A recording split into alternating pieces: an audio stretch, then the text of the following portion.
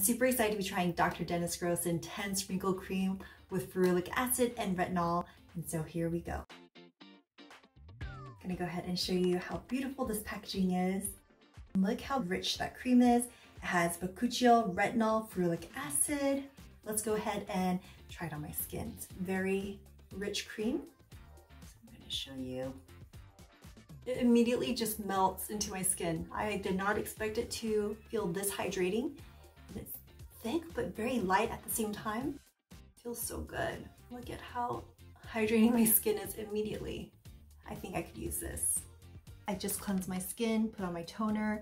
We're gonna go ahead and put this on.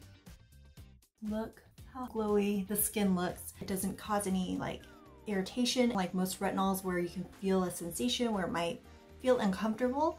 It's light enough and I feel very good using this. I did have a baby this year and so a lot of my pigmentation has come back. I love that this is also targeting my fine lines, my hyperpigmentation. I've been using Dr. Dennis Gross Intense Wrinkle Cream for the past 2 weeks and my skin has been so happy. It's so gentle on my skin and the ingredients are so effective that I can use it day and night.